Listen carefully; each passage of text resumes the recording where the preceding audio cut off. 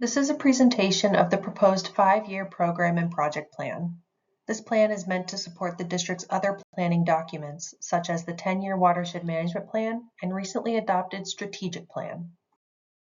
The Comfort Lake Forest Lake Watershed District and its partners have made great strides in water quality improvement over the last 10 years. One high point was the delisting of Bone Lake from the impaired waters list for eutrophication in 2024. We expect Comfort Lake will be delisted for eutrophication when the EPA publishes its list in spring 2026. While we have achieved a lot, there is still more work that needs to be done.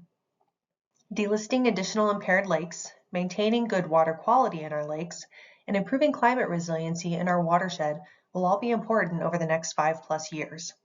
The 5-year plan may serve as a coordination tool, providing an outline of steps we need to take in order to carry out the goals and priorities identified in the 10-year plan and strategic plan. The 5-year plan can serve as a reference document in the development of future annual budgets and annual staff work plans. It can also be a living document that we update as projects develop further or as conditions change. The 5-year plan is organized into the following sections. References to the 10-year plan can be found in the form of the numeric coding, and cross-reference to the strategic plan can be found in the form of color coding.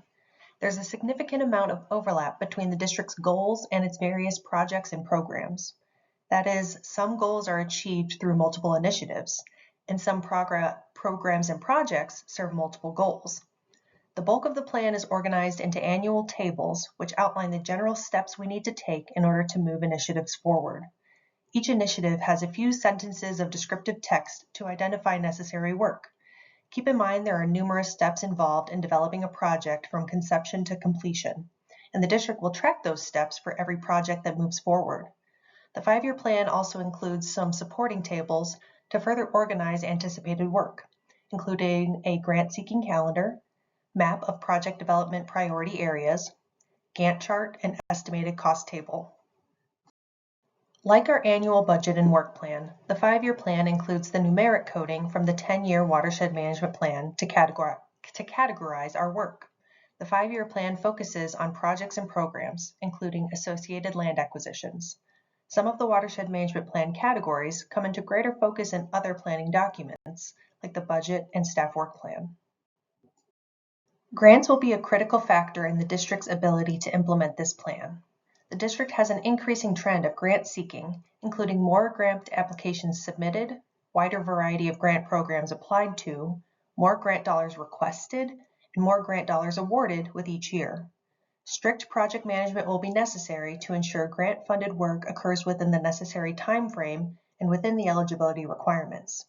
The district aims to format its work so as to maximize the amount that it can be covered by grants.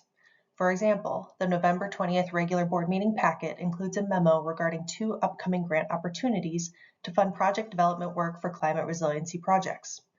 If the district isn't awarded certain grants, it will have to make the difficult decision to prioritize which work can be done using limited levy dollars. The district's ability to gather data and target cost-effective projects has been a major factor in our ability to obtain competitive grant funding over the last 10 years. Looking ahead, partnerships will become increasingly important as well, especially in the realm of climate resiliency. Multiple other organizations, such as cities and counties, play a role in climate resiliency as well. With my final slide, I'm going to present an overview of high-priority initiatives planned over the next 5 years using the map of project development priority areas. Note that the district's programs are vital to achieving its goals, and while they may not all be mapped here, they have a significant place in the district's budget and work plan. Programs are multifaceted and may serve the same goals as projects do.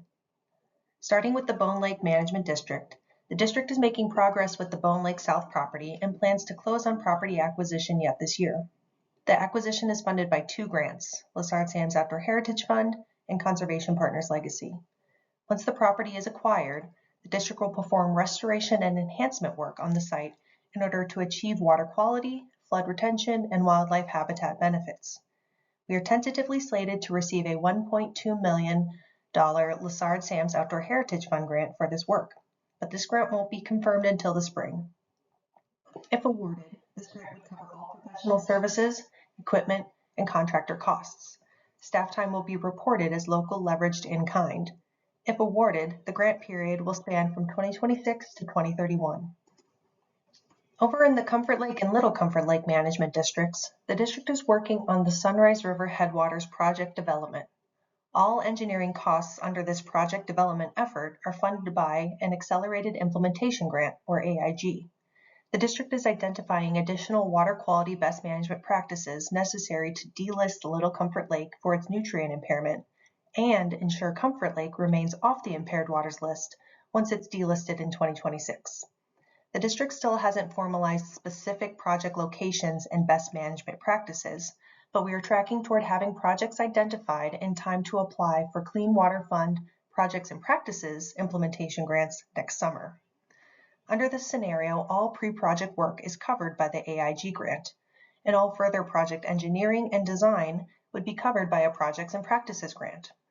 District staff time will be utilized to cover the minimum 10% non-state sourced match, and in cases where the match amount is higher than we're able to cover with staff in kind, we may utilize the district's Section 319 Small Watersheds Focus federal grant. Also in the Comfort Lake Management District, the district is working closely with the City of Forest Lake to prioritize and develop project concepts identified in the district's draft Floodplain Resilience Action Plan. The city will be a key partner in project implementation, so its input is critical at this stage. We will apply for project development grants in December, aim to finalize the Floodplain Resilience Action Plan in early 2026, then ideally have a project development grant awarded and executed in the spring. This would allow the district to perform additional modeling and project concept design, similar to the water quality work we're doing under the Sunrise River Headwaters AIG grant. This work will position the district to apply for larger grants for project implementation. There are numerous grant programs available to fund resiliency projects, and the size, scope, and type of project will determine the most appropriate grant program to apply to. This effort will overlap, in part, with the district's Greenbelt and Open Space Initiative, which includes Shallow Pond. The district has been in communication with the City of Wyoming and the Audubon Society to arrange a land donation to the CLFLWD comprising a portion of the Shallow Pond Wetland Complex located along the Sunrise River upstream of Comfort Lake.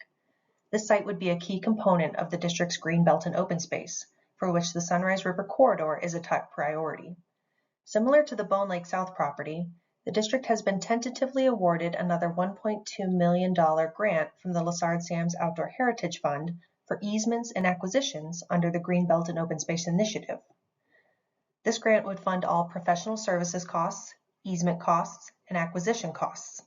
The district staff time will provide the local in-kind leverage. If awarded, the grant period will span from 2026 to 2030, just 1 year less than the Bone Lake South grant.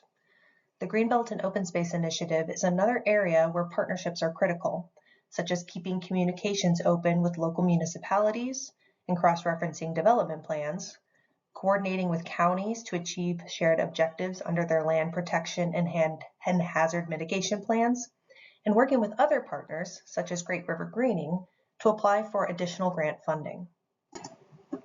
During the district's initial Greenbelt visioning process, the district identified the Washington Judicial Ditch 6 corridor in the Forest Lake Management District as another potential priority area. This ditch has a significant impact on downstream water quality, and its surrounding area includes high-value natural spaces. The Greenbelt and Open Space Initiative will be a multi-year, multi-decade process.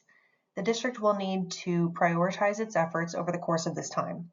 The Sunrise River primary corridor may be the top priority for the first phase of the Greenbelt Initiative, and the district could expand that model into the JD6 area after it is proven effective. Finally, the Shields Lake subwatershed within the Forest Lake Management District is another area of interest over the next 5 years. The district's stormwater reuse and alum treatment project made great strides in Shields Lake's water quality. However, Shields Lake is a shallow lake, which means it is sensitive to disturbance. Our water monitoring data suggests there may be work needed in order to ensure Shields Lake meets water quality standards consistently. The district is collecting further data in this watershed through its water monitoring program and may apply for grants for future projects and/or targeted program efforts. Thank you for taking the time to watch this presentation.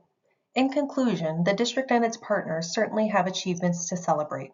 At the same time, we are proactively planning for what lies ahead so the district can achieve its vision of continued collaboration with our citizens and communities that improves and sustains the quality of water resources.